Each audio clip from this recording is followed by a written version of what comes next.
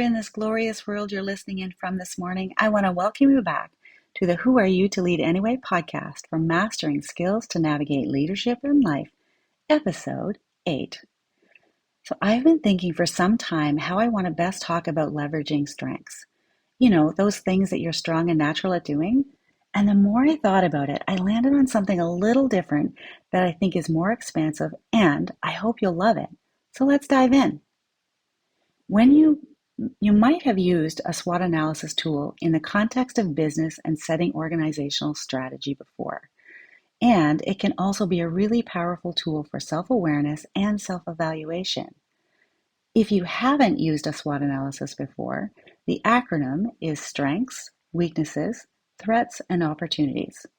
So in today's episode, my intention is to walk you through each of these areas separately and how to bring it all together for yourself, how to leverage it with a team, and the advantages and disadvantages in doing this work. Now, when I use this tool with my clients, I set the stage by inviting them to be honest about being objective and not overly critical. The purpose of doing this exercise is to support the growth and development of you and your team. Now, within the coaching context, coaching creates change by increasing our awareness, expanding choice, and deepening trust in the self. Focusing on what's natural within our skills, abilities, and talents allows us to build awareness of our strengths and take future-oriented action. So when you're contemplating your strengths as a leader, I offer you to think about, what are 3 strengths you know you have? Perhaps you are a hardworking and driven individual who isn't afraid to face a challenge. Now, a caveat here is that each strength we have, what researchers call, is a shadow side, where strengths might be or create a challenge for us.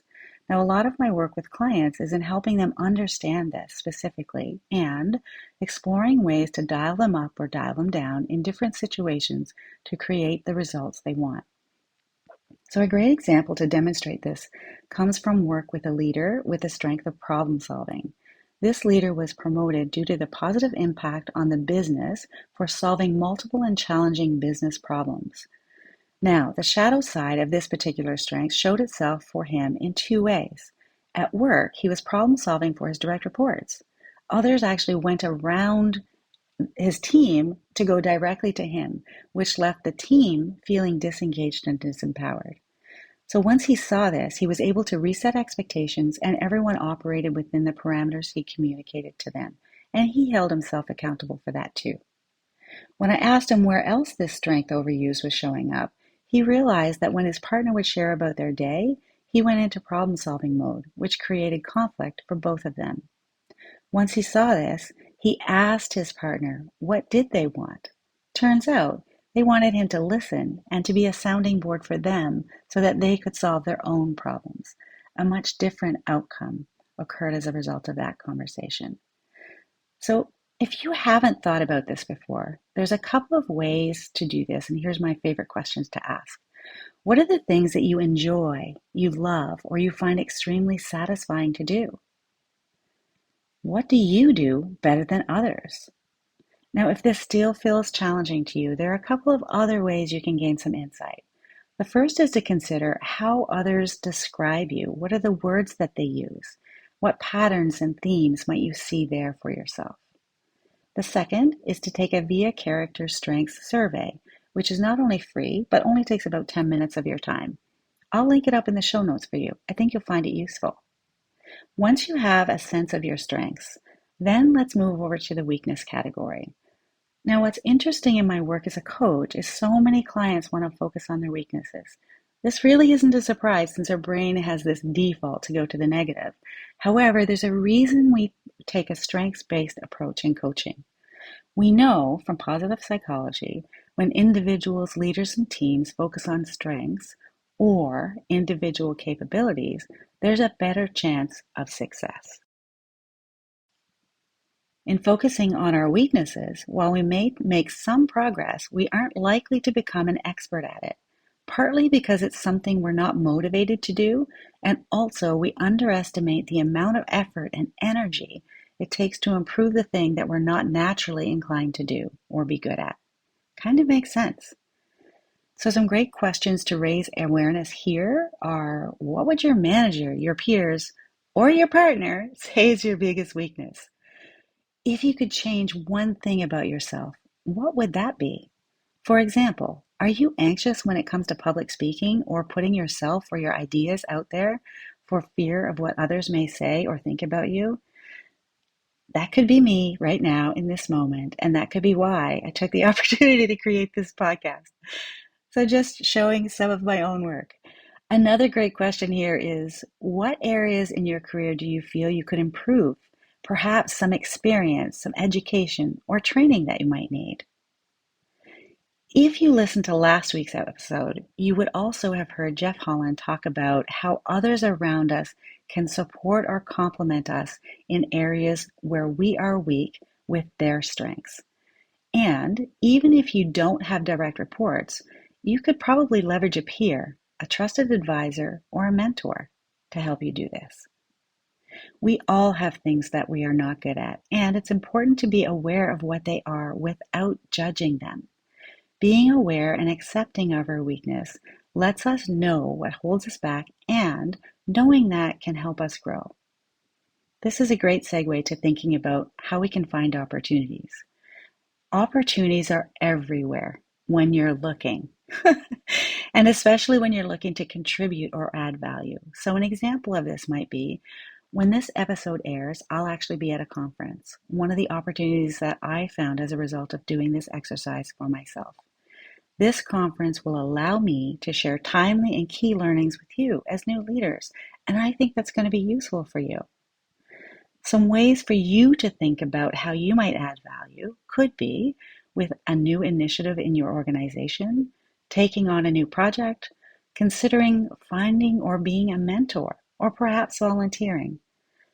Now, I've been known to start a book club with leadership teams where everyone had an opportunity to do a teach back. Perhaps this might work for you. If none of these sound like opportunities, given the context that you're in, which is very possible, have a discussion with your leader.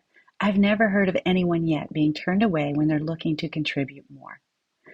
Other opportunities you might see might be a chance for a new job or a promotion, either internally or externally to your organization. Either way, doing work like this exercise and being opportunistic will increase your probability of success. Now, I also can hear some of you saying, but I'm already stretched. I'm already overloaded. Cynthia, I can't take another thing on. And my offer back to you is, perhaps there's an opportunity there to prioritize, to delegate, to have a difficult conversation. Here's the thing, you know you best. So I invite you to consider where you see opportunity for possibility. What are the attitudes, skills, knowledge, or talent that you have that's different than others? Perhaps there's a tool or a technology you can take advantage of. A couple of caveats here. First, I would have you think about just kind of zooming out, because it's often hard to see things when we're in it. When you zoom out, you're able to include things external to you, like your organization as a whole, your community, or perhaps your industry. A little story I'll share with you here is, years ago, after working for an organization I had, at the time, thought I had dedicated my life to, or so again I thought, I was downsized. And one of the benefits I received was the opportunity to work with a career counselor. And within a few weeks of doing the things that were recommended to me, I received an offer to take on a maternity leave role for a year. Now, at the time, I had a healthy ego. And I had an opportunity to taste a little bit of humble pie for myself. The thought that I had at the time was, oh my gosh, with 25 years of experience, shouldn't I be able to land something full time? Turns out I couldn't at the time. So my counselor gave me some great advice, which was, go in with some fresh eyes or the curiosity of a 2-year-old. And every day for the first 90 days, take a look at what's missing before you. Whenever you do that, just write down what you learn and then create a plan for yourself around that. Here's the reason why. After 90 days, you see things just like everybody else. So I did exactly that. I kept track of the inefficiencies and other ways of doing things that I truly felt would make a difference. And one by one, I implemented them. When it came time for the maternity leave to end, I was offered a full-time job. And while it wasn't the role of my dreams at the time, it was a step before it. I just didn't know it. Now, I've done this 3 times personally, and this approach resulted in new roles, promotions, and went a long way to building my own expertise, trust, and credibility with my team, my peers, and staff overall. And something that's cool to think about is, when you change roles, this lens is available to you in each time you do that. It's a really good tool to leverage. Now, this brings us to threats, and things to consider here are what areas, let's think about attitudes, skills, or knowledge, do you need to improve? What do your weaknesses reveal and expose to you, perhaps? What obstacles might prevent progress for you? Maybe there's somewhere that others have an advantage over you. Now, I'm going to share a little bit of my work here with leaders because there are a few commonalities that hold leaders back.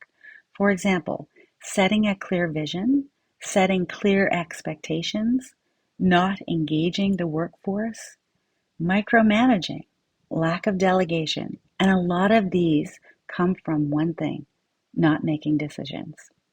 So I just want to share that with you. Now we've gone through the SWOT. Let's bring it together. So first, take another step back and consider, without any judgment, how do these affect me, my life, and my leadership? Consider here if you want to get some input from others to kind of broaden your view or your perspective. And then create a strategy for yourself on how you want to move forward, leveraging your strengths to create new opportunities. You can create a strategy to manage your weakness and threats. And if you're not sure how to do this, you can consider the SMART framework that I shared in episode 4. This tool is great to assess and discover your own differentiator, how you're different than everyone else. So now as a wrap up, some of the advantage of doing this work are gaining a solid awareness and understanding of yourself, your personality, and your career progression.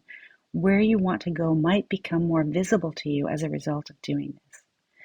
If done as a team, you can improve team performance and identify some career goals for them, perhaps starting with cross-training. It can also unite the team. You can connect the strategy of the team's work, that the organization and mission and vision of that, how you can connect those two things together, and that allows everyone to know where they fit into the bigger picture.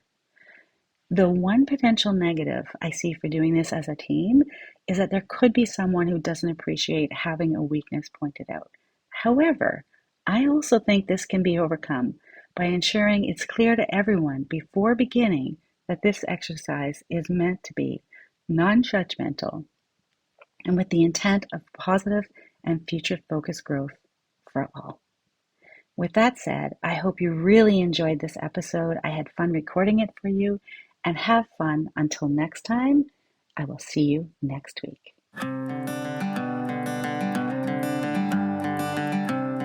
Thanks for listening. Your feedback is a gift. Please rate and review with your honest opinion. Subscribe and share with your colleagues, especially if you've worked with me and found value in the work we've done together. Connect with me in my favorite places, LinkedIn and Instagram. My website is Cynthia Jamieson Coach, all lowercase, all one word, .ca. Until next time, make it a great week.